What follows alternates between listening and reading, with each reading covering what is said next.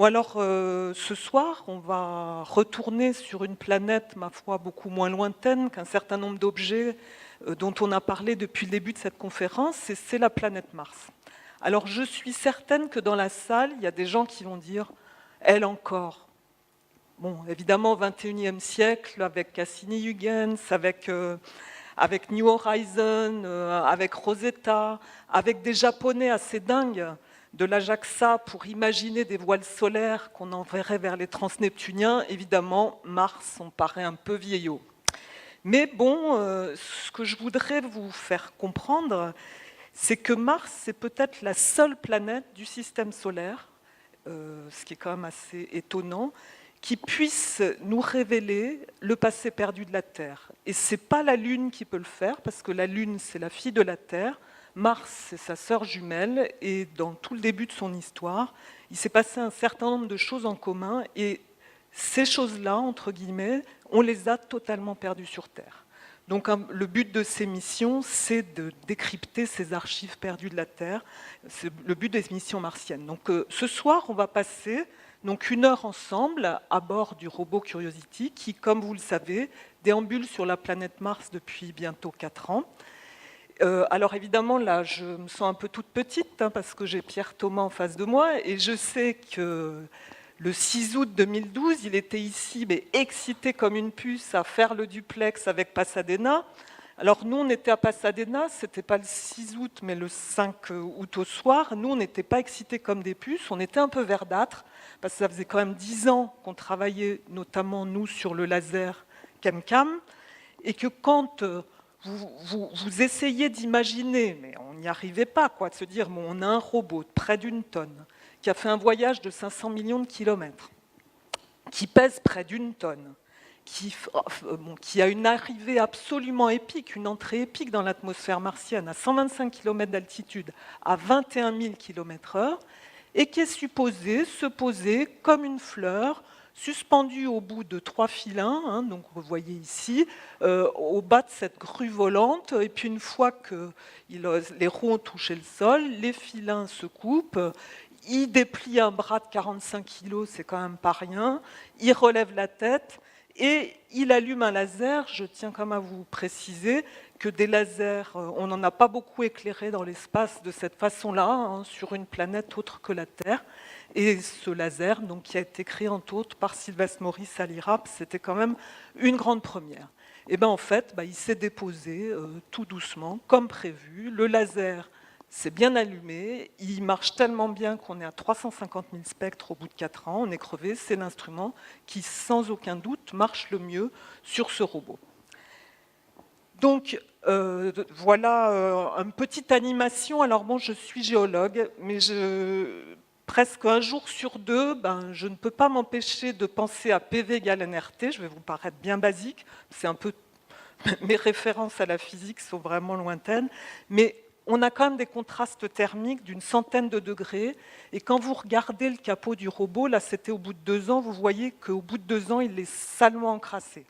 Et c'est comme un robot très très bien conçu, parce qu'aucun des 10 instruments, et le robot lui-même, n'a pas subi de dommages en 4 ans, et en dépit de ces contrastes thermiques qui sont quand même plus que substantiels, et cette quantité de poussière qui le recouvre maintenant de pied en cap.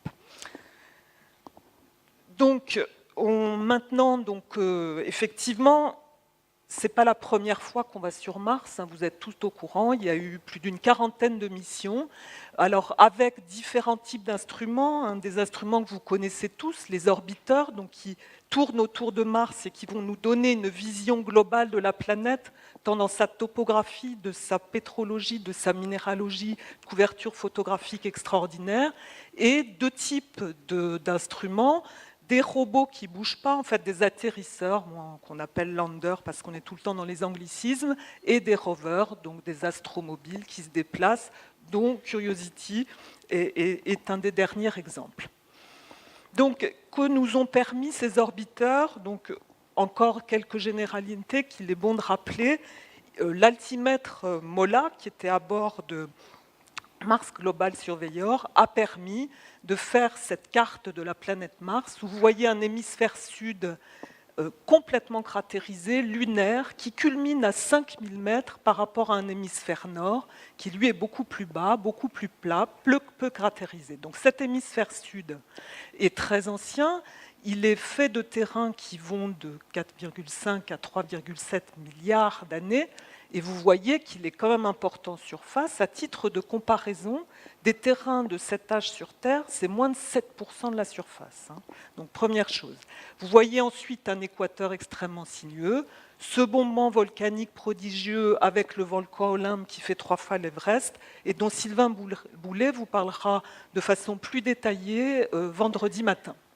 Bon, alors, ces volcanismes absolument prodigieux, 20 km d'altitude, et ces terrains d'un âge absolument incroyable qui survivent sur plus de la moitié de la planète, mais ça, c'est lié à une chose, c'est que sur Mars, il n'y a pas de tectonique des plaques. Alors, il y en a peut-être eu au début, en tout cas, il n'y en a pas depuis fort longtemps, alors que sur Terre, il y a de la tectonique des plaques. Donc sur Terre, vous avez le visage de la Terre qui est restructuré en surface en permanence, et du coup, vous n'avez plus de terrain ancien, vous avez très peu de terrain ancien, je ne dis pas qu'il n'y en a plus, mais il y en a extrêmement peu. À titre d'exemple, les roches les plus anciennes sont datées à 4 milliards, elles viennent du Canada, mais les roches de 4,5 milliards à 4, on n'en a pas, on a des minéraux qui sont dispersés dans des sédiments, je vous en dirai 2 mots.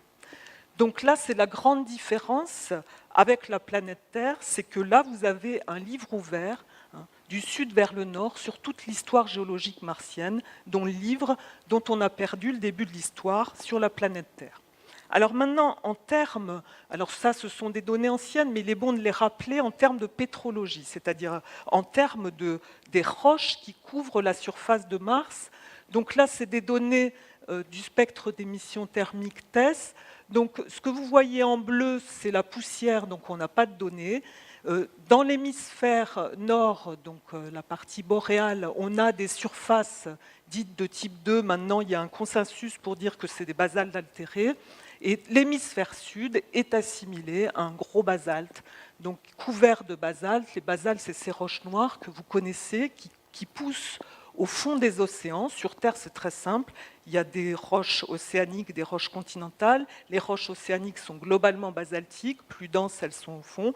Et les roches continentales, moins denses, c'est les continents sur lesquels on vit. Donc évidemment, sur Terre, il y a de l'eau, il y a des océans. Sur Mars, pas forcément. Mais la distinction chimique est à retenir. Donc c'est comme ça qu'on voyait Mars, comme un gros basalte, du nord au sud, plus ou moins altéré. Alors, si on réintègre ces données dans une échelle temporelle, donc là, j'ai fait l'échelle qui va de 4,5 milliards, donc début de l'histoire de la planète, jusqu'à nos jours. Donc, on commence par une ère qui s'appelle le Noachien. Alors, on peut imaginer que c'est peut-être lié au dieu biblique, au patriarche biblique Noé. Bon, en fait, c'est une ère dont on a pu prouver en auscultant les reliefs de l'hémisphère sud, donc les reliefs cratérisés très anciens, qu'il y avait beaucoup de vallées fluviales dendritiques, donc des signes évidents d'écoulement d'eau. On a un autre argument pour ça, c'est que dans l'hémisphère sud, le spectromètre Oméga a vu plein d'argiles. Les argiles, pour ceux qui ne connaissent pas, mais vous connaissez tous les argiles, mais comment ça se forme? Vous prenez ces gros basaltes tout noirs, là, vous les mettez dans une cuvette pendant des millions d'années, et ça s'altère et ça se transforme en argile. Donc en sens inverse, si vous trouvez des argiles sur Mars, ça veut dire que de l'eau a coulé de façon extrêmement durable sur la surface martienne, notamment dans les temps très anciens. Donc on pense que Mars la jeune, elle était chaude et humide, disposée d'une atmosphère épaisse et l'eau liquide coulait comme sur Terre à sa surface. Et certains pensent même, mais le débat reste ouvert, que l'hémisphère nord aurait pu être occupé par un océan. Alors après, on passe à ce qui est appelé catastrophe naturelle. Alors il y a beaucoup de discussions autour de ça. Ça correspondrait, mais tout peut être remis en cause, à l'arrêt du champ magnétique de la planète. Ça correspondrait aussi, mais je pense que Sylvain commence à critiquer cette idée à la mise en place de ces grands volcans boucliers qui ont des émanations de soufre absolument phénoménales.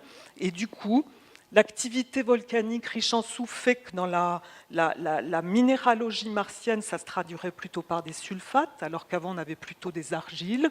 Et puis effectivement, arrêt du champ magnétique, perte de cette bouée magnétique qui protège quand même l'atmosphère des rayonnements solaires. Et sans cette bouée magnétique, eh ben, on va éplucher cette atmosphère. Bon, il y a aussi le fait que Mars est plus petite que la Terre, donc elle a tendance à perdre son atmosphère plus facilement.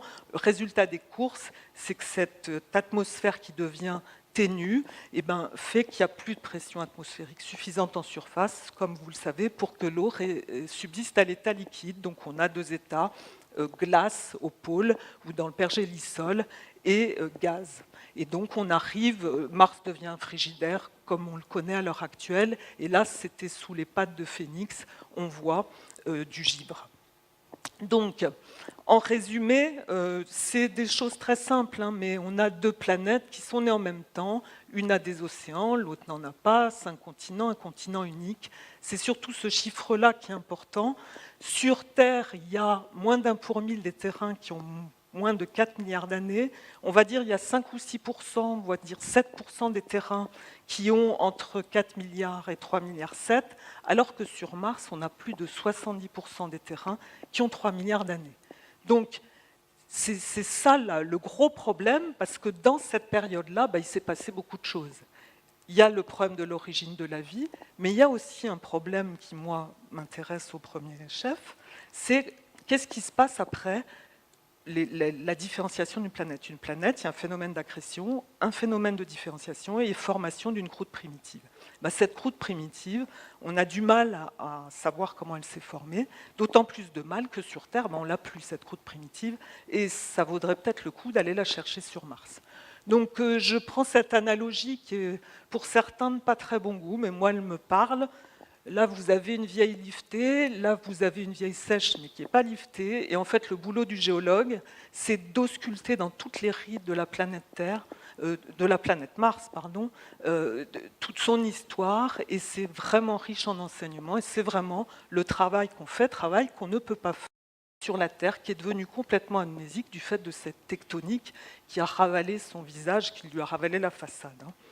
Donc, deux centres d'intérêt, mais c'est le premier qui est mis en avant, c'est la recherche des indices de vie sur Mars. Donc, vous le savez tous, sur Terre, on pense que c'est apparu dans cette zone-là, entre 4 milliards et 3 milliards d'années. Il se trouve que ça tombe bien, sur Mars, il y avait de l'eau à ce moment-là, avant que ça devienne un frigidaire complètement irradié et plutôt hostile à la vie. Et donc, mais le problème, c'est que, comme je vous le disais, sur Terre, les terrains de cet âge-là sont extrêmement rares. Sur Mars, ils sont très importants, notamment dans l'hémisphère sud. Donc, si Mars a connu l'émergence de la vie, peut-on trouver des traces de ces terrains anciens? Et donc, le but d'un certain nombre de missions, de plus en plus d'ailleurs martiennes, c'est rechercher des molécules organiques sur Mars.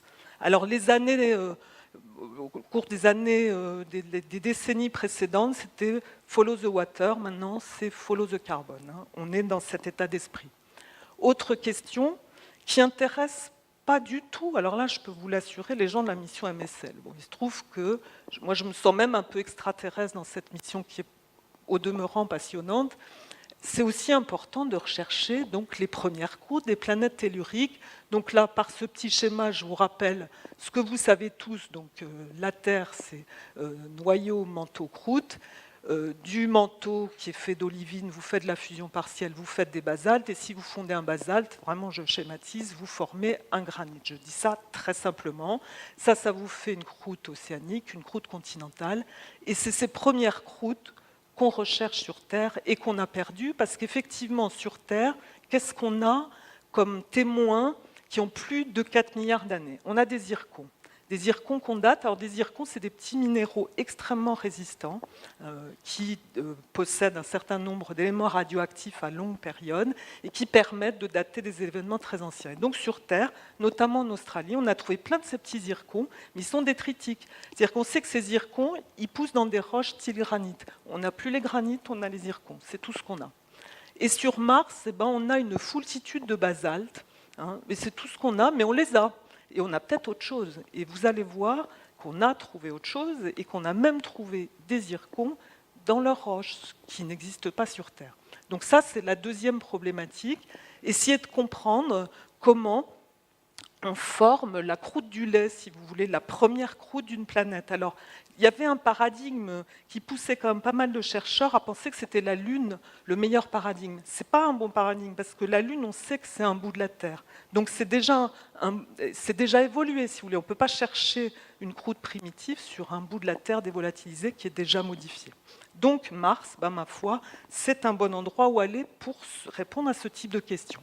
Mais comme je vous le disais, la mission MSL s'intéresse à l'origine de la vie plus qu'à son berceau. Il faudrait s'intéresser aux deux, parce que si tant est qu'on trouve des molécules de carbone, c'est quand même intéressant de savoir quel était le berceau. Si c'est un basalte qui s'altère ou un granit qui s'altère, ça ne va pas faire le même berceau, et ça va pas, toutes les conditions HPH, etc. vont être très différentes. Donc s'intéresser au berceau, moi, ça me paraît être une question importante. Mais MSL a été vendu avec ces questions suivantes. Mars aurait-elle pu, dans le passé, être habitable? Ça ne veut pas dire qu'elle a été habitée. Donc, effectivement, il faut chercher quel est le potentiel biologique, caractériser géochimiquement le terrain, regarder sa géologie, regarder l'habitabilité, mesurer l'environnement radiatif. C'est important, si un jour on envoie des hommes sur Mars, c'est quand même assez important de savoir combien on se prend chaque jour. Alors évidemment, pour répondre à toutes ces questions, il fallait deux choses: un robot ultra perfectionné, donc c'est ce que je vais vous présenter, et un site approprié. Alors pour le site d'atterrissage, évidemment, on a choisi un site de plus de 3,7 milliards d'années qui se situe ici, c'est le cratère de Gale, et c'est un site qui, en son centre, a un millefeuille absolument magique, on l'appelle la montagne magique, de plus de 1000 km d'alternance d'argile et de sulfate, mais on se dit là-dedans, on peut avoir des pièges à matière organique fabuleux. Donc ce site a été choisi, donc là on le voit en vision 3D, donc là vous voyez le nord, vous voyez au milieu le pic central du site, donc c'est un cratère qui fait à peu près 150 km de diamètre, donc un pic central, donc les terrains sont noachiens, l'impact il est tardi noachien et hespérien précoce, et là vous avez tout un tas de sédiments qui sont encore là, donc empilés à ce niveau aussi. Et ce qui est important de constater, c'est que le toit de ces sédiments est plus haut que les bordures du cratère. Ça veut dire que l'hypothèse qui ont poussé certains chercheurs à dire ça c'était un espèce de seau rempli d'un lac, il y a des cendres volcaniques, tout ça qui s'est sédimenté, ça a donné la sédimentation de Gale, ça ne marche pas tellement, parce qu'effectivement, comme dirait Pierre Thomas, le lac il aurait dû vraiment dépasser les limites supérieures du cratère. Mais en fait, quand on regarde bien la sédimentation, on voit que c'est peut-être le cas pour le bas des sédiments. Il y a une discordance au milieu du mont Sharp qui prouve qu'il y a un changement de processus au cours de l'histoire, qui donc commence très tôt dans l'histoire de la cratérisation et qui finit beaucoup plus tard. Là, vous voyez l'ellipse d'atterrissage, le site d'atterrissage qu'on a appelé Bradbury. Donc, vous voyez ce cordon dunaire. Notre objectif, le go-to site, comme on dit, c'est d'aller sur le mont Sharp. Donc, ce site a été extrêmement critiqué aussi pour ça. C'est-à-dire que, bon, évidemment, on ne va pas atterrir sur le mont Sharp, c'est impossible en termes d'ingénierie. Donc, on cherche à atterrir dans des coins qui sont sécurisés. Et là, on pourrait aller tout droit comme ça, mais il n'y a pas de passage, les dunes ne nous permettent pas de passer, donc on a dû faire ce périple qui nous a pris beaucoup de temps. Et au bout de 4 ans, on n'est pas encore arrivé à notre objectif, qui est le pied du mont Sharp. Donc, mais vous allez voir qu'on a trouvé plein d'autres choses avant, donc ce n'était pas dramatique. Donc le robot, là vous voyez ces robots que vous connaissez tous. Donc vous avez Mars Pathfinder qui était le premier, 96, tout petit, la taille d'un micro-ondes, un instrument qu'on voit très bien, c'est super parce que le film que j'ai vu hier soir, que je n'avais pas vu, Seul sur Mars, où Matt Diamond retrouve la connexion avec la Terre grâce aux petits cadavres qui réaniment de ce petit robot. Après, vous avez les jumeaux Spirit et Opportunity que vous connaissez tous aussi, qui ont la taille d'une grosse brouette, qui sont animés de panneaux solaires. Bon, il y en a un qui s'est ensablé il y a quelques années, c'est Spirit, mais Opportunity marche toujours. On pensait que ça ne marcherait pas longtemps parce qu'il y a beaucoup de poussière sur Mars, mais il y a aussi du vent. Donc le vent, même s'il est faible, a nettoyé suffisamment les panneaux solaires pour qu'Opportunity marche toujours. Mais Opportunity, tous les instruments sont out. Donc il avance, mais il ne mesure plus grand-chose, mais il prend encore pas mal de photos. Et là, vous voyez le dernier né. Donc Curiosity, en termes d'échelle, vous voyez que là, on a changé. C'est un gros robot, 6 roues motrices, 10 instruments, 17 caméras. Donc ce n'est pas une mince affaire. En fait, vous avez 17 caméras, donc un nombre de perdus absolument incroyable. Donc vous avez l'instrument éclaireur ChemCam, dont je vous parlerai un peu plus longuement, qui se situe en haut du mât. Donc c'est cette caméra chimique, ce laser, qui est vraiment l'instrument éclaireur du robot, parce qu'il marche tout le temps, il marche tous les jours, et il permet d'analyser les roches à distance, et donc de donner une première évaluation de la nécessité ou pas de se rapprocher d'un affleurement et d'aller échantillonner.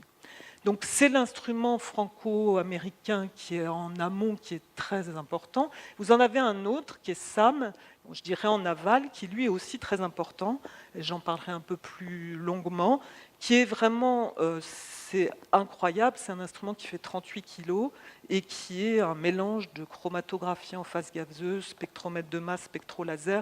C'est vraiment une usine à gaz, c'est le cas de le dire. Et c'est en fait lui qui a déterminé la taille du robot, parce qu'un robot, c'est comme un petit oiseau, vous ne pouvez pas baguer un oiseau à plus de 10% de son poids. Un robot, c'est pareil, vous ne pouvez pas mettre trop d'instruments, trop lourds sur un robot. Donc là, on a 80 kg d'instruments en 10 instruments, donc tout est ultra miniaturisé. Et c'est le plus gros, c'est Sam, donc il a vraiment conditionné beaucoup la taille du robot. Donc, sinon, vous avez des instruments, donc RAD pour mesurer les radiations, DAN pour mesurer l'hydrogène en subsurface, REM c'est un instrument météo qui se trouve sur le mât, et vous avez au bout du bras une tourelle avec plein de choses, vous avez de la foreuse, vous avez une petite pelle, vous avez des tamis, et vous avez comme instrument une petite foreuse. Donc vous avez APXS, qui est de la fluorescence X, qui permet d'analyser les roches au contact et en faire une analyse globale. Mali, qui est un imageur incroyable, qui donne des images couleurs superbes, et tous les selfies qui sont réalisés du robot, c'est en gros Mali qui les prend.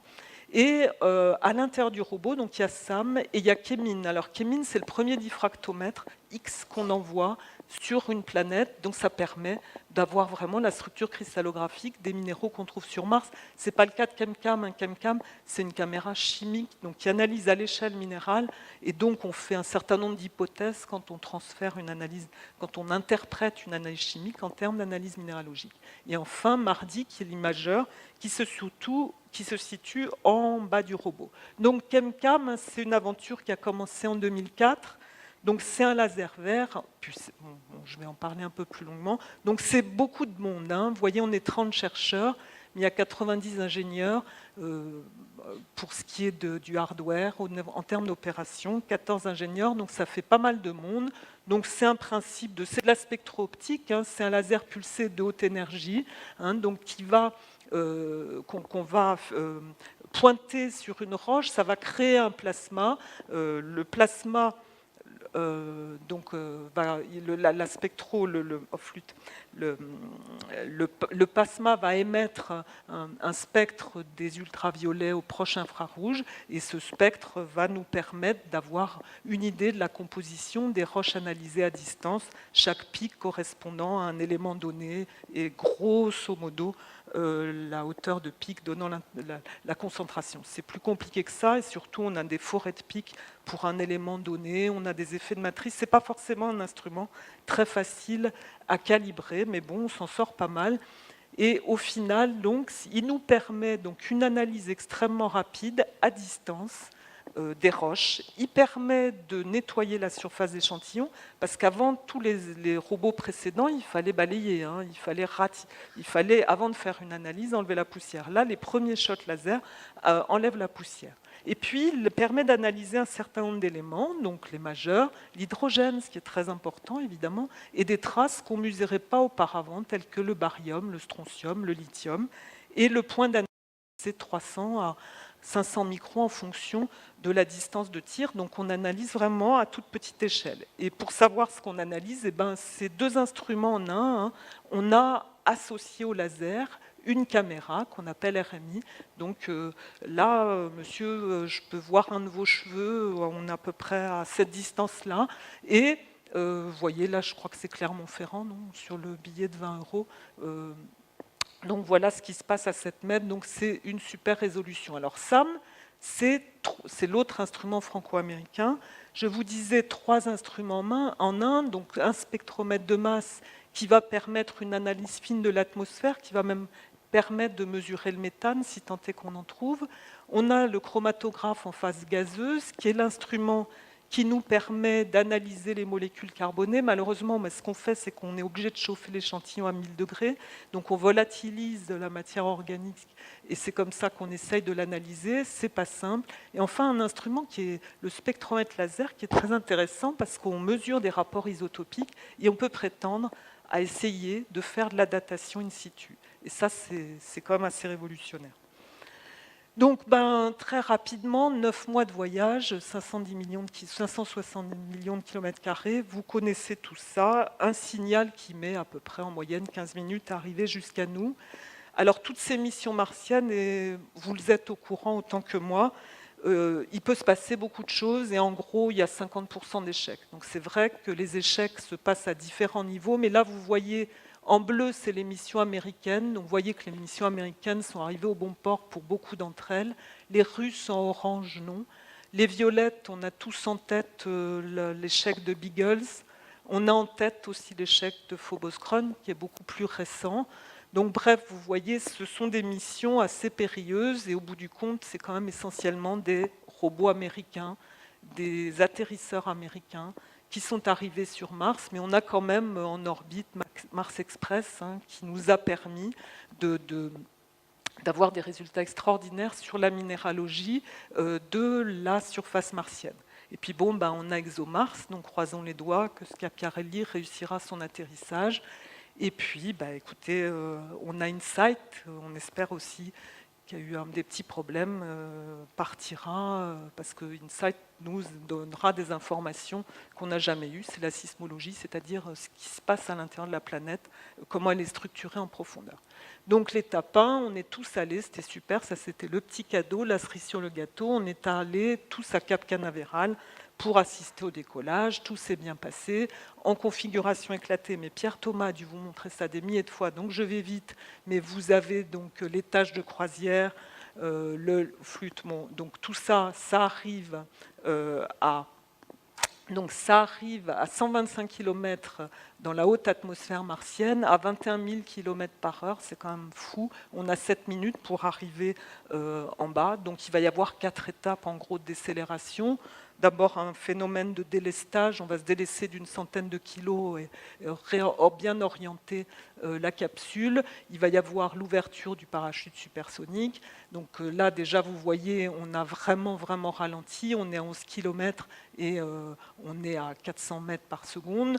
Le bouclier thermique se détache, le petit radar se met en place pour voir s'il n'y a pas de gros cailloux en dessous de la zone d'atterrissage. Et du bouclier arrière et du parachute se détache la grue et le petit robot que vous voyez ici. Donc la grue cette grue volante est ici et vous voyez le robot au bout de ses 3 filins. Et une fois qu'il a touché le sol, la grue s'est éjectée. Donc tout ça s'est très bien passé.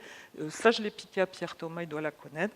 Donc voilà, le problème c'est que ça dure 8 minutes et que le signal met 15 minutes pour aller sur Terre.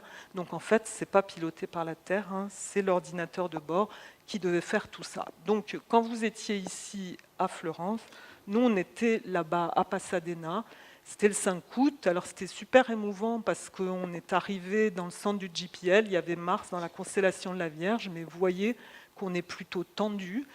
parce qu'en fait, on ne sait pas, le robot est arrivé sain et sauf sur Mars depuis 7 minutes, mais nous, on ne sait pas encore, et il pourrait s'être passé quelque chose de dramatique. Donc là, vous voyez qu'il est arrivé sain et sauf. On a les premières images du régolithe martien. On a la première image du mont Sharp. Et là, vous voyez, quand les ingénieurs sont super heureux, ils restent super dignes et organisés. Les chercheurs, dans la pièce à côté, c'est le gros foutoir. Et c'est un peu... bon, ça nous ressemble bien, mais on était vraiment surexcités. Alors donc là, ces premières images de la mission, vous les avez vues aussi sans doute, et c'est un amateur qui a fait un montage grâce à Mardi, qui était la caméra, c'est pas une caméra, c'est un appareil de photo qui était sous la carlingue du robot et qui a pris pas des images à 24 images secondes, pas 24 images secondes, mais presque plein d'images au moment de la descente. Et donc on a des images à partir de 7 km, donc le bouclier thermique se détache, et donc Mardi peut photographier tout ce qui se passe. Et donc cet amateur a fait un petit film que vous avez dû voir, mais moi il m'émeut tellement qu'à chaque fois je ne résiste pas à l'envie de le revoir.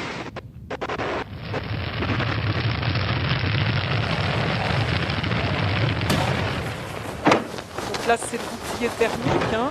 Vous voyez le cordon dunaire, le mont Sharp et la zone sur laquelle on va atterrir. Donc, et là, on est suspendu au bout du parachute, donc ça tangue. Et moi, je trouve ça super émouvant parce que c'est vraiment de voir par au-dessus les terrains sur lesquels on a atterri. Bon, évidemment, l'amateur, il a fait un truc, c'est qu'il a mis du son. Il faut savoir que sur Curiosity, il n'y a pas de micro. Et c'est bien dommage.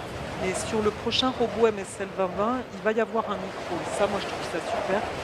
Parce que ça va nous permettre d'entendre le spark, là, quand on fait le tir laser. Et à l'oreille, ça nous informe de beaucoup de choses. Mais ça va nous permettre d'entendre les bruits martiens.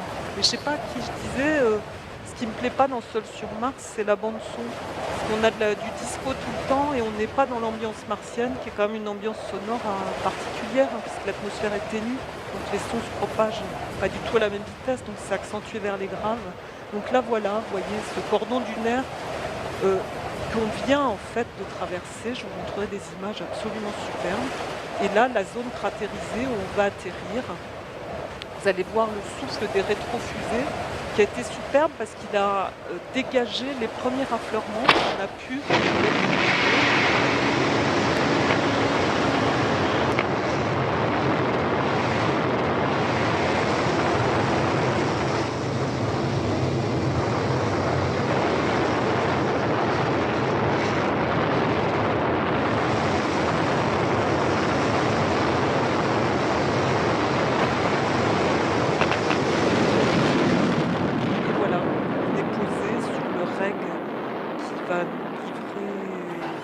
Un grand nombre d'informations. Il faut applaudir l'amateur qui a fait ça. Hein.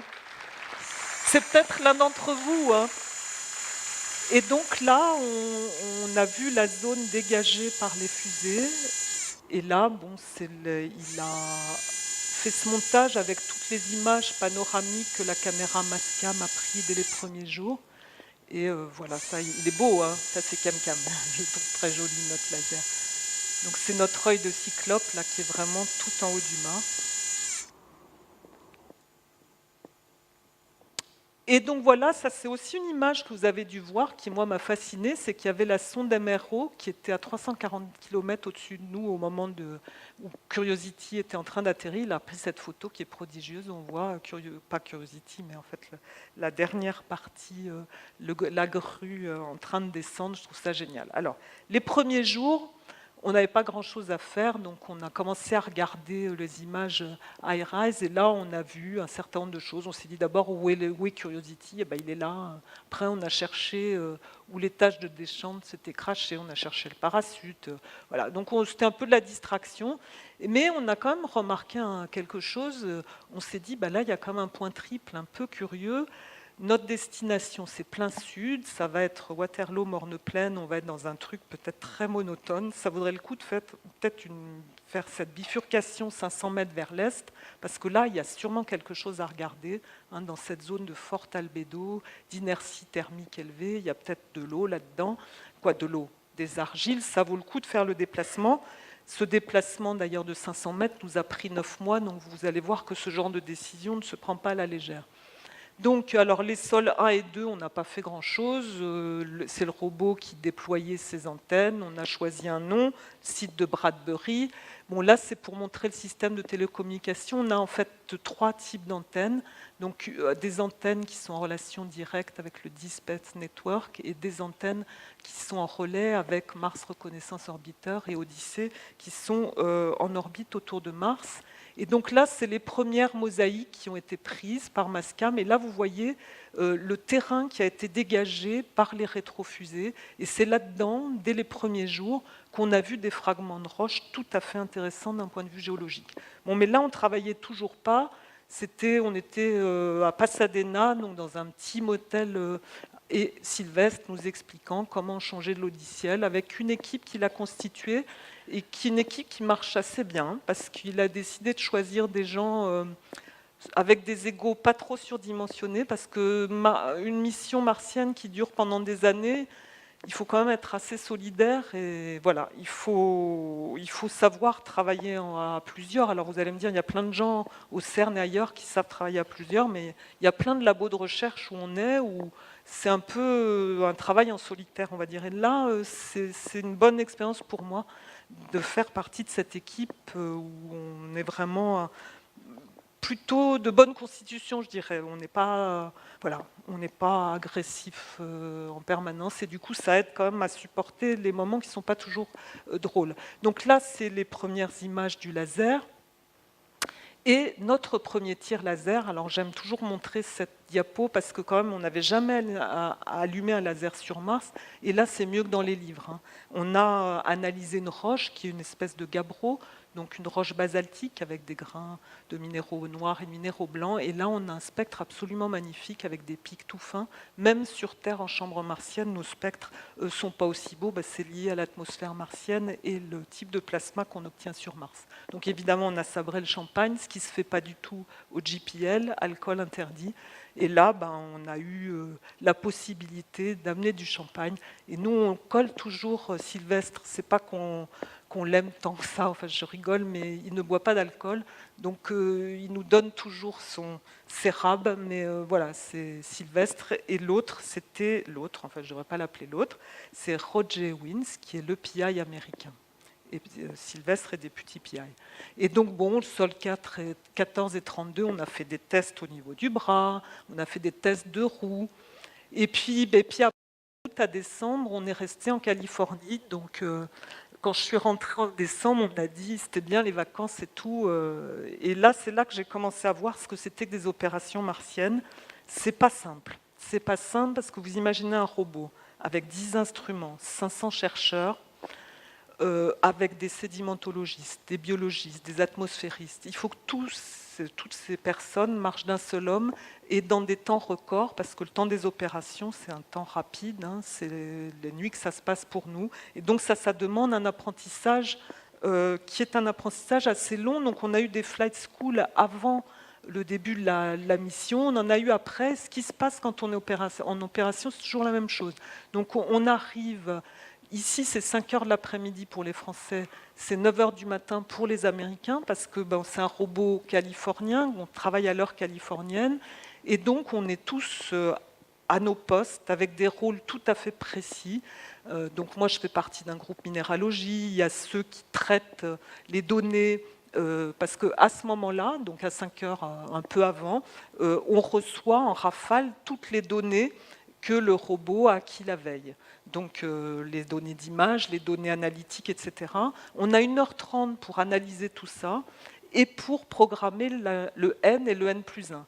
Et donc on a cette espèce de curseur qui défile, donc vraiment, on ne peut pas rater une de ces réunions. Donc vous voyez le curseur défile au cours du temps et on a une première réunion qui s'appelle le SOG et à cette première réunion, il faut que toutes les équipes et dit, ben voilà, on veut analyser telle roche avec tel type d'instrument, sachant que quand on arrive en opération, on nous dit, il y a tant d'énergie disponible, c'est 2 heures pour la science, ou c'est 3 heures, mais pas plus. Donc il faut penser aux cibles qu'on va analyser, avec quel instrument, donc il faut connaître à peu près les propriétés de tous les instruments, et discuter de façon collégiale, envoyer un délégué qui va, donc c'est très pyramidal, aller au SOG et dire, ben voilà, l'équipe minéralogie veut analyser ça, ça et ça va coûter tant d'énergie, est-ce que c'est possible de l'intégrer dans le programme du N et du N+1, et de la même manière pour les autres équipes. Et au final, ce délégué revient, si c'est accepté, on tricote des séquences informatiques, on construit tout ça, et après arrive, c'est minuit pour nous, la partie critique, parce que cette partie opérationnelle, ça paraît compliqué, mais finalement, on se met très vite d'accord parce qu'on n'a pas le choix. Il faut avancer vite, il faut définir des cibles assez rapidement, et finalement, on arrive assez bien à s'entendre à ce niveau-là. Par contre, à minuit, là, c'est un autre type de choses qui se prépare, c'est la discussion scientifique entre tous les chercheurs qui sont en opération cette nuit-là. Et là, c'est là que les choses deviennent un peu... on est tous, il y a beaucoup de chercheurs qui sont dans la salle, qui connaissent les rapports qu'on a avec les Américains, qui sont cordiaux, mais pas toujours simples. Et donc, en fait, il faut... Quand on a trouvé quelque chose, et comme un chien, on délimite son territoire. On dit, moi j'ai vu ça la semaine dernière, je vous fais une présentation PowerPoint. Et on fait ça tout à distance, hein, c'est pas évident, pour être identifié comme celui qui a trouvé tel type de roche et qui va travailler là-dessus. Avec évidemment des débats contradictoires. Mais c'est très stimulant, sauf que pour nous, on n'est pas très frais, parce que ça se passe entre minuit et 2 heures du matin. Donc ça, c'est pour les opérations. Donc l'entraînement à Pasadena, vous voyez qu'on passait quand même... C'était pas simple, on passait un certain nombre d'heures à dormir, on était crevés. Et en France, maintenant, on est tous rentrés dans nos pays respectifs. Donc l'essentiel se passe au CNES, au centre du FIMOC. Mais moi, je le fais, je suis parisienne, il y a des collègues qui sont anciens, des collègues qui sont de Nantes ou de Grenoble. Là, on fait ça de chez nous parce qu'on ne va pas rester au labo toutes les nuits. Donc, on fait ça de sa chambre, de chez soi. Il n'y a pas d'autre solution. Et finalement, on s'y est habitué 1 semaine sur 2. Mais quand ça dure depuis 4 ans, c'est un petit peu fatigant. Mais bon. Donc maintenant, on va arriver au résultat qu'on a obtenu. Donc, on a atterri au cratère à cet endroit-là. Donc, le nord est ici. Donc, le landing site, on a appelé Bradbury. Comme je vous disais, on a fait cette bifurcation vers l'est de 500 mètres parce qu'on s'est dit, en regardant les images iRISE, qu'il y avait quelque chose d'intéressant. Mais il faut garder à l'esprit que notre destination, c'est le Mont Sharp, avec ses feuillets d'argile et de sulfate qui devraient recéler des choses peut-être intéressantes pour détecter ces molécules peut-être initiatrice du vivant. Bon. Mais alors, à vol d'oiseau, évidemment, c'est 2 km, c'est facile. Mais on a un cordon dunaire qui nous empêche de faire ce vol d'oiseau. Donc, on a dû faire tout ce trajet-là. On est sorti de cette ligne jaune qui est l'ellipse d'atterrissage, donc au bout de 2 ans. Et ici, en ce moment, on est là, donc on n'est pas encore arrivé au Mont Sharp au bout de 4 ans. Mais bon, on y va. Donc là, je reviens. Donc effectivement, première partie de la mission, on est arrivé ici, on a fait cette bifurcation vers l'est. Donc je découperai ce périple géologique en 2 saisons. La saison 1 qui est dans cette zone-là, qui sont les sédiments du fond du cratère, et la saison 2 quand on pénètre vraiment dans les formations de base du Mont Sharp. Donc le bilan, 12 km en 4 ans, vitesse de pointe, 10 mètres par heure, on ne va pas vite. Donc la saison 1, la première zone, donc on est allé vers cette zone de fort albédo. Là, vous voyez encore une image de plus haute précision, où on voit bien des figures hexagonales de dalles argileuses. Et bon, on s'est dirigé donc vers Yellowknife Bay, mais les premières choses qu'on a vues, ça c'était assez extraordinaire, et je vous ai dit, du fait qu'on avait... grâce aux fusées dégager le terrain, on a tout de suite vu ces niveaux.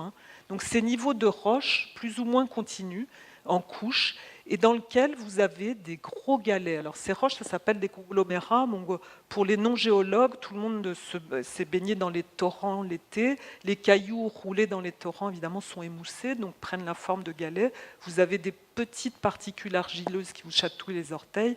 Vous imaginez des millions d'années, tout ça s'évapore et vous avez finalement un ciment argileux ou argilo-gréseux qui va cimenter ces galets. Et donc, en sens inverse, quand on voit ce type de roche, ça veut dire qu'on est dans un lit de rivière fossile. Donc ça, c'était quand même pas mal de trouver ça dès le début de la mission. Donc là, vous avez un conglomérat martien, un conglomérat terrestre. Et dans ce conglomérat martien, on a commencé à voir plein de petits galets. Et notre première surprise, on s'attendait à voir que des galets noirs. On a trouvé beaucoup de galets blancs. Donc ça, ce n'était pas tout à fait ce qu'on attendait. Donc là, je montre d'autres images. Galets noirs, c'est du basalte. Et on a trouvé des galets de roches blanches, très acides, très alcalines, qu'on n'attendait vraiment pas sur Mars, qu'on n'avait vraiment jamais trouvé sur Mars. Et donc vous voyez, on est ici, le site d'atterrissage. Donc là, c'est le cône alluvial d'une rivière que vous voyez ici, donc un torrent qui s'appelle Pisvalis, et donc qui a érodé, échantillonné dans sa course vers le bas toute l'épaisseur du cratère nord. Et donc les roches que vous voyez là sont probablement issues de l'épaisseur du cratère. Donc le cratère qui a été donc parcouru par cette rivière, ce sont des roches très anciennes, ce sont des roches noachiennes. Est-il vraiment, ça a été la première question qu'on s'est posée, basaltique, comme on l'a toujours dit, des surfaces martiennes? Donc là, on a continué notre périple, on est arrivé sur une petite dune, donc on a pu tester notre pelle pour la première fois, faire ce selfie de 55 images donc en trichant, alors c'est fait par le Mali qui est au bout du bras, et faire 4 petits prélèvements de sable et utiliser pour la première fois la diffraction X. Alors pour les minéralogistes, c'est super d'avoir un diffractomètre X sur une planète, c'était une première. Je ne vous détaille pas, mais c'est des sables basaltiques, c'est une dune de sable basaltique classique, c'est-à-dire on a un feldspath qui est un minéral blanc, un pyroxène qui est un minéral ferro-magnésien, du verre volcanique, et Sam a pu faire ses premières analyses.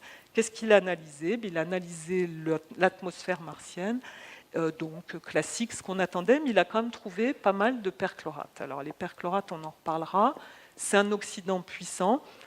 Quelqu'un m'a reproché gentiment dans mes métaphores pour être intelligible du public de comparer ça à de l'eau de Javel. Bon, c'est un oxydant puissant, en me disant c'est pas de l'eau de Javel, en fait c'est pire, c'est AZF. Donc c'est quand même pas terrible en termes de très très réactif, et donc ça va quand même polluer beaucoup de nos analyses, on va le voir. Donc on a continué, donc on était dans ces zones de conglomérats, on a passé la petite dune, et là on est arrivé dans cette zone qu'on voyait très bien en orbite. Donc vous voyez une dépression totalement argileuse qui est bordée de niveaux de grès très très résistants. Et c'est là qu'on a fait nos premiers forages. On voit aussi dans cette dépression argileuse des niveaux de sulfate que vous voyez ici, de sulfate de calcium. Pour votre gouverne, vous connaissez le gypse ou peut-être même la bassanite. Donc il y a une variété de roches assez incroyable. Et donc c'était le moment de tester on avait testé la pelle, là, c'est les premiers forages dans ces dalles argileuses. Donc vous voyez, la dalle est bien oxydée en surface et plus verte en profondeur. Et donc là, on a fait à nouveau de la diffraction X. Et là, c'était dans les sables, ce qu'on a vu précédemment. Et là, on a quelque chose de nouveau, les phyllosilicates pour les minéralogistes. C'est les smectites. Les smectites, ce sont des argiles. Donc là, on a trouvé nos premières argiles de fer et de magnésium, donc avec une composition chimique assez précise, associée à du sulfate de calcium. Donc, quand on compare à la dune d'avant, ce qui est important, c'est que vous voyez que les minéraux, on va dire primaires, sont beaucoup moins abondants. Ils ont été remplacés par des argiles, et on trouve aussi des sulfates, mais on trouve toujours pas mal de matières amorphes. Alors l'intérêt de ces analyses assez précises, hein, c'est qu'il y a des paragénèses, des associations minérales qui nous donnent beaucoup d'indications sur les conditions de pH, sur les conditions de température, de formation, etc. Et avoir sulfate de calcium et ces smectites, ça veut dire qu'on a eu de l'eau douce, pas très chaude et pas saumâtre, hein, et tout à fait habitable à un moment donné, qui remplissait ce lac. Donc là, Sam a continué ses analyses. Donc là, vous voyez l'eau qui est mesurée ici, elle sort à plus haute température. Avant, je n'avais pas détaillé le diagramme, c'était plus basse température, parce que l'eau dans les argiles, hein, elle est quand même, c'est une eau liée.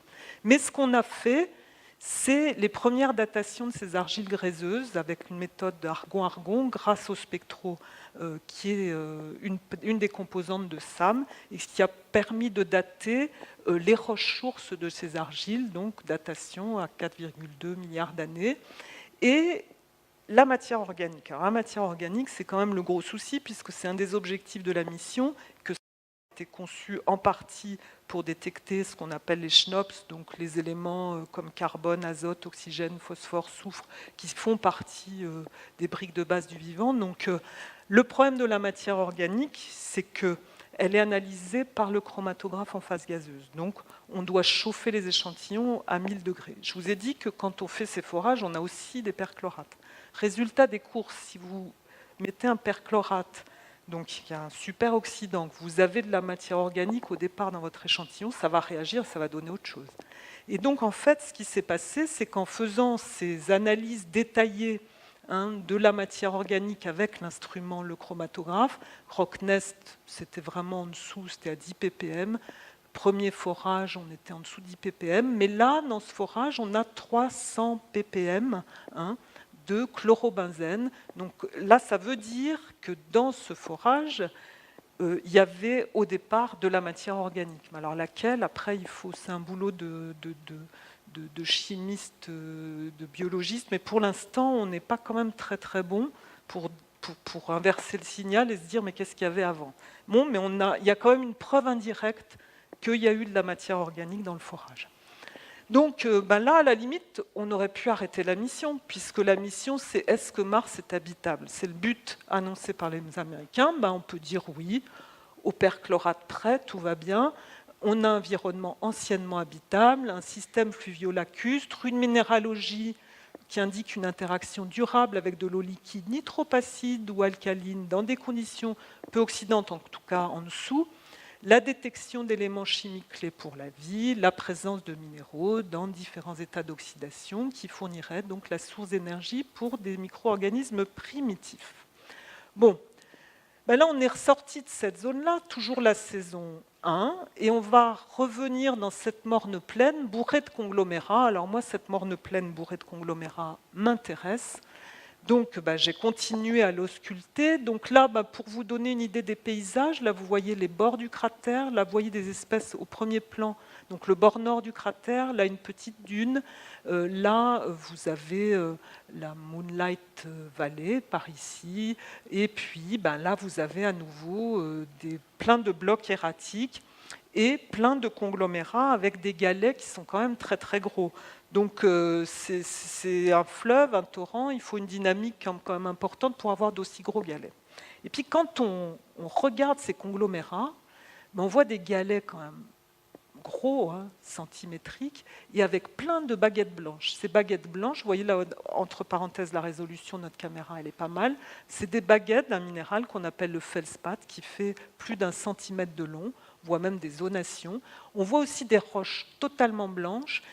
On voit des basaltes, mais pas en grande quantité, et on voit aussi beaucoup dans le paysage des roches rondes en dehors de ces conglomérats, mais en fait qui sont le produit de la désagrégation de ces conglomérats. Donc en fait, si on résume tout ça, en fait, ces roches blanches qui sont dans les conglomérats, qui sont alcalines ou d'affinité granitique, on les a toutes observées essentiellement autour du site de Bradbury, donc qui se situe ici. Après, plus on avançait dans la mission, plus les roches deviennent des basaltes sombres tout à fait classiques. Mais dans cette partie-là, on se trouve avec 80% des roches qui sont bourré de feldspath, donc c'est un minéral très alcalin où il n'y a pas de magnésium et de fer, et avec les zones sombres qui sont en moins grande quantité. Donc des roches alcalines et différenciées. Donc en fait, le cratère de Gell, on est en droit de penser qu'il aurait été creusé dans une croûte de plus de 4,2 milliards d'années, d'affinité granitique, donc entre guillemets continentale, moins dense qu'un basalte. Je vous ai dit au début qu'on voyait Mars comme un gros basalte. On n'aurait jamais imaginé qu'on puisse trouver des roches de ce type. Donc en fait, ces roches qu'on dit felsiques, donc riches en feldspath et en silicium, auraient été transportées par l'activité fluviale de Peace-Vallis. Et cette rivière entaille le flanc nord, comme je vous l'ai dit, sur une épaisseur à peu près de 2 à 3 km. Et c'est en fait la première section géologique verticale qu'on a de la croûte sur Mars, parce que en fait, les orbiteurs, les spectromètres embarqués en orbite, par exemple le spectromètre Oméga, qui est un spectromètre infrarouge, déjà, ils voient que les premiers microns de la surface. En plus, ces spectromètres infrarouges, ils sont aveugles au feldspath. En fait, ils voient que les minéraux ferromagnésiens. Pour qu'ils voient les feldspaths, il faut qu'il y en ait plus de 90%. Donc finalement, avec ce type d'instrument qui est remarquable par ailleurs, on a une vision quand même biaisée de la croûte martienne. Alors évidemment, le régolithe, c'est-à-dire la surface martienne, peut être basaltique, mais en tout cas en dessous, on est en train de découvrir qu'il l'est peut-être pas, et surtout dans l'hémisphère sud. Donc ça, c'est quand même une découverte plus qu'intéressante. Alors on a continué notre périple. Moi, la mission, elle était finie pour moi. J'ai un os à ronger pendant des années et que j'ai commencé à entamer sérieusement. Donc là, on a continué notre périple. Donc là, c'est la vallée de Moonlight. Là, vous voyez les traces du robot dans cette petite vallée. Alors là, vous voyez le robot. Si vous avez de bons yeux, vous voyez ces traces. Et là, il est là. On est arrivé dans une région dite la région de Kimberley. Alors on voit apparaître des espèces de buttes comme ça. Donc en fait, c'est des mésas, on appelle ça des mésas, avec un niveau dur qui protège les niveaux tendres qui sont en dessous et qui font ces espèces de tables. Et là, on a continué à faire des drills, à faire des analyses. Donc là, vous voyez le robot qui est quand même de plus en plus sale et qui a fait un forage dans un endroit qu'on appelle Winjanal. Donc vous voyez les deux forages. Pourquoi je m'arrête un peu sur ce forage? Là, il y a une belle image éclairée la nuit, donc par les diodes de Mali. Là, vous voyez le pouvoir analytique de l'instrument ChemCam. On voit, on photographie les traces du laser. Donc là, c'est un raster linéaire, et donc c'est des points d'impact de 500 microns au plus.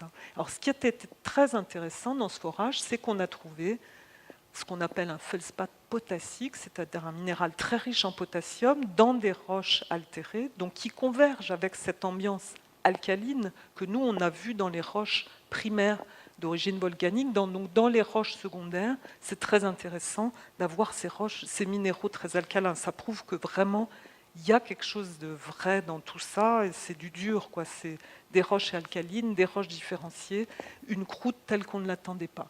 Bon, mais aussi pendant la balade, on voit beaucoup de météorites. Alors c'est pas étonnant, hein, en fait, l'atmosphère est peu dense, mais c'est quand même statistiquement assez. Chaque mission, Opportunity, avait trouvé pas mal de météorites. Ça, c'était notre première météorite de fer.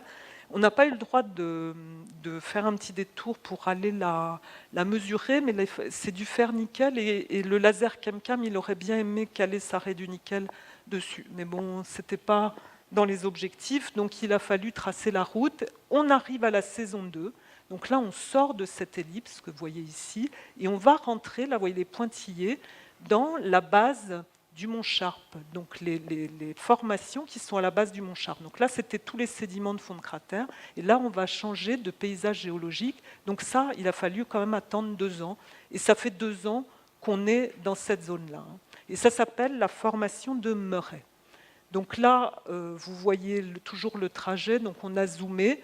Donc là, les sédiments de fond de cratère, là, le trajet du robot, là, les premières dunes qu'on va voir qui sont spectaculaires, et là, le passage entre les dunes. Et ces formations de Murray, c'est à nouveau des formations en mésa, avec un niveau dur de grès qui protège les niveaux tendres qui sont en dessous. Et si on fait une coupe, ben, ça donne ça. Donc là, c'était les sédiments de fond de cratère, donc le point A, et puis là, vous rentrez vraiment dans la base du mont Sharp avec la formation de Murray qui apparaît sous forme de petites buttes. Donc elle est sous les sédiments de fond de cratère, donc elle est plus ancienne. Donc à quoi ça ressemble, hein, vu en orbite? Donc il y a beaucoup d'argile et ces espèces de dalles qui sont chapeautées par un niveau gréseux. Donc là, c'est le paysage, c'est en fait des paysages à nouveau très lacustres. Donc vous voyez ces espèces de grands bassins bourrés de dalles argileuses et avec au loin ces buttes et leurs chapeaux gréseux. Donc ces niveaux gréseux sont en discordance sur ces argiles. Ça correspond à un phénomène bien plus tardif, bien après que le lac ait donné les sédiments qu'il a donnés avec des phénomènes d'érosion, etc. Donc on a continué nos forages. Donc là, on arrive on est toujours dans Panrump Hill.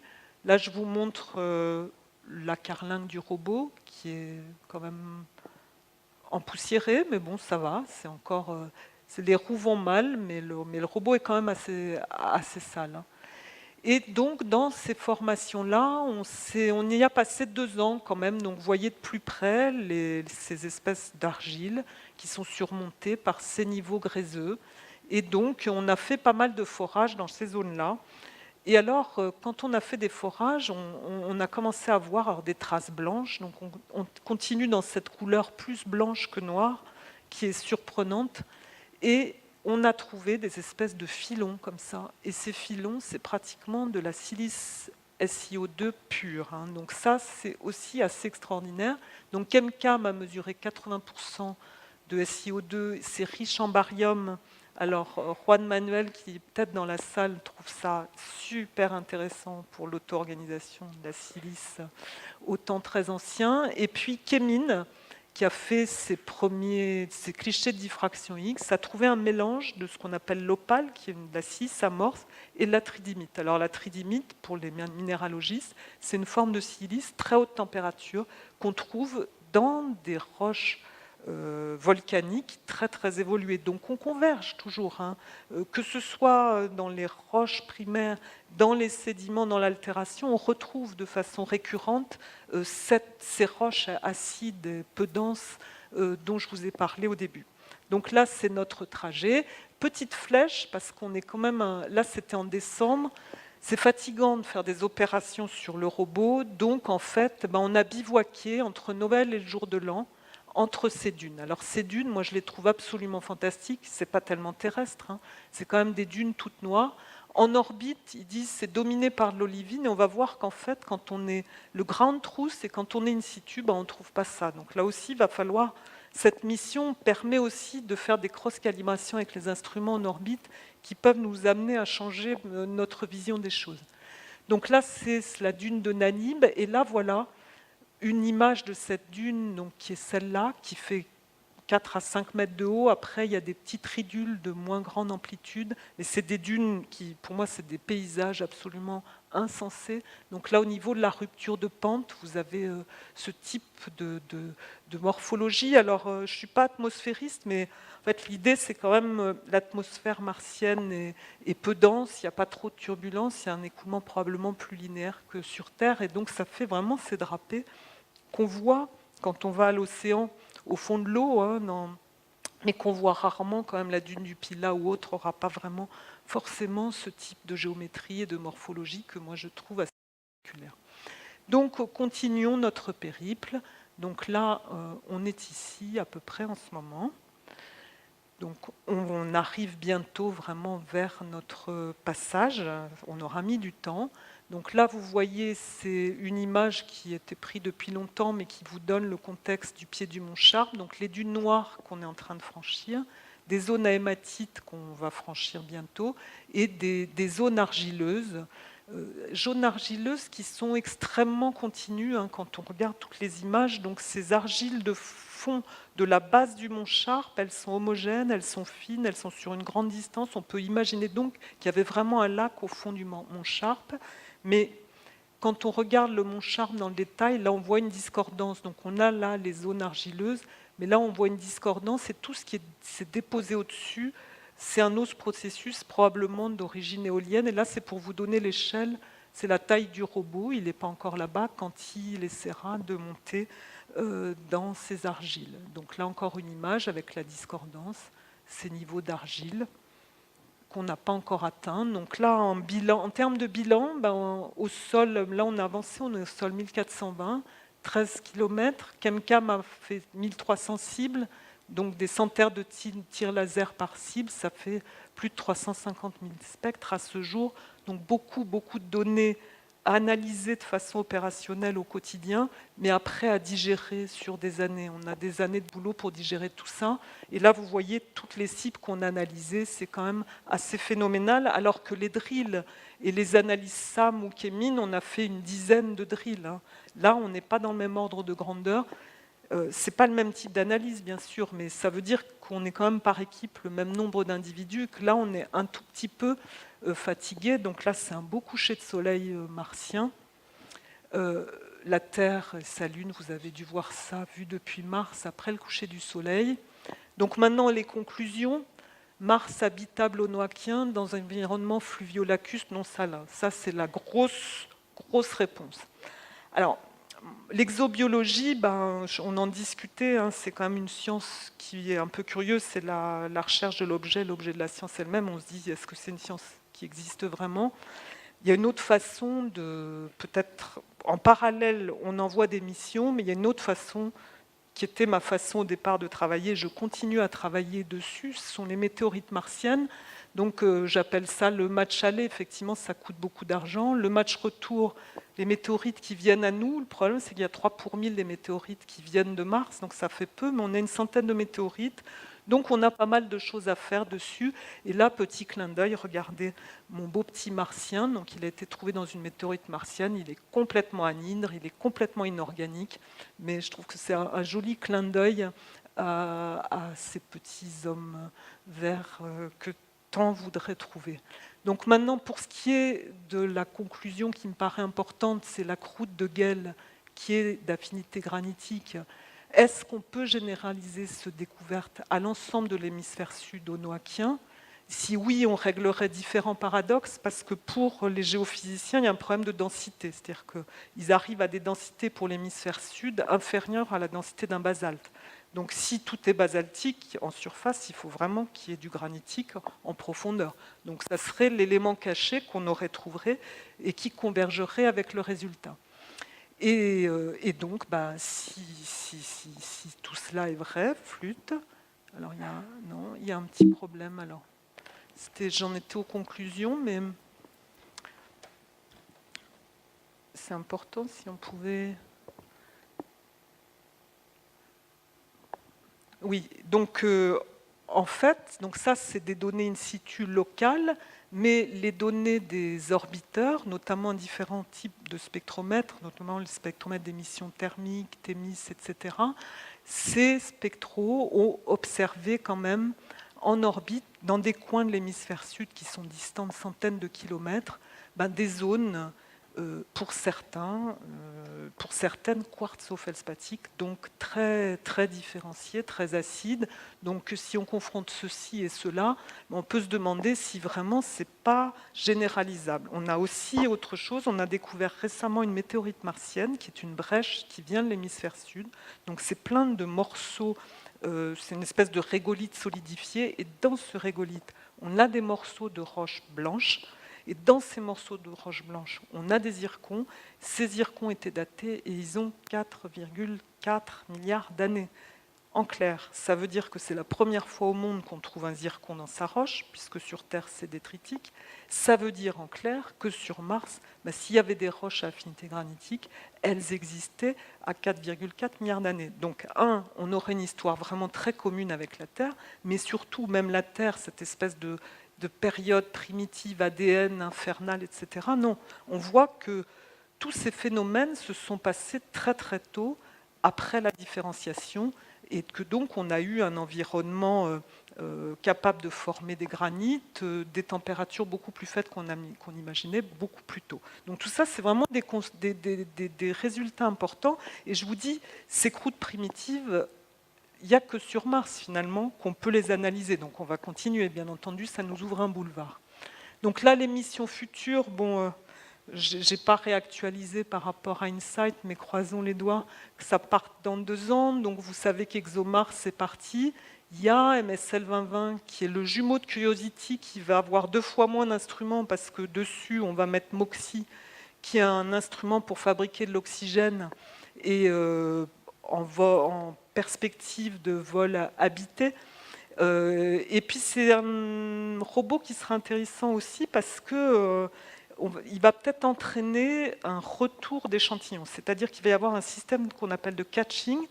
On va, comme le petit poussé, déposer derrière le robot des petits sacs avec des échantillons qu'on estime intéressants. C'est-à-dire qu'il faudra qu'on prouve à la NASA que c'est des échantillons fantastiques, qu'il y a de la matière organique, donc ça vaut le coup de faire une mission supplémentaire pour aller les rechercher.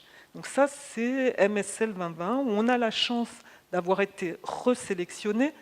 Donc on a été resélectionné parmi les 5 instruments. Donc c'est plus ChemCam, c'est SuperCam. C'est vraiment un laser survitaminé parce qu'il va faire laser, Raman, infrarouge. Donc en ce moment, on est sur les 2. Moi, je prépare les cibles de calibration, mais Sylvestre Maurice prépare l'instrument. C'est vraiment un boulot énorme. Mais bon, j'aurais peut-être un fauteuil roulant, mais bon, voilà. Donc, je vous remercie, mais je voulais vous montrer, pour finir quand même, les opérations, c'est pas facile. Les opérations, c'est monotone. Les opérations, c'est pas toujours de la science. Alors, il faut qu'on se distrait. Je ne sais pas si je vais y arriver. Attendez. Il faudrait que j'ai le... Pourtant, je voulais vous montrer un petit film qu'on a fait vendredi soir, juste avant que je vienne à Florence. Mais ma flèche ne veut pas le... Donc, on est dans les formations de Murray. Je vous ai dit, c'est d'une monotonie épouvantable. C'est la base du mont Sharp. C'est des argiles à perte de vue. Et du coup, avec mon étudiant en thèse, c'est celui-là, qui est un... Non, mais là, tu n'arrives pas à l'avoir. C'est dommage. Attends, il faut que tu éteignes le son. Le quart d'heure détente. C'est pas un quart d'heure détente. Est-ce que tu vas y arriver?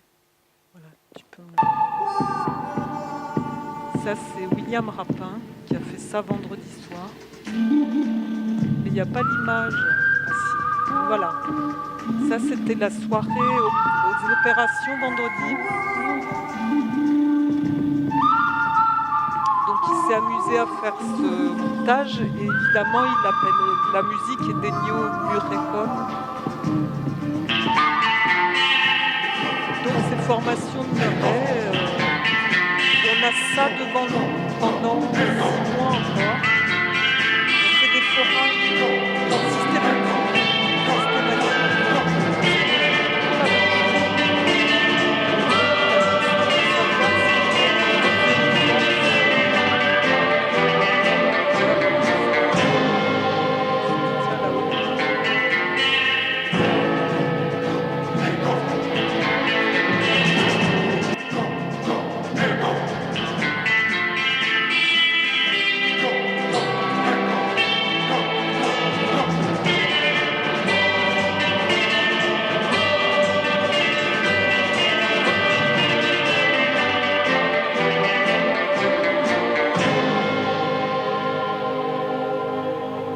Merci de votre attention.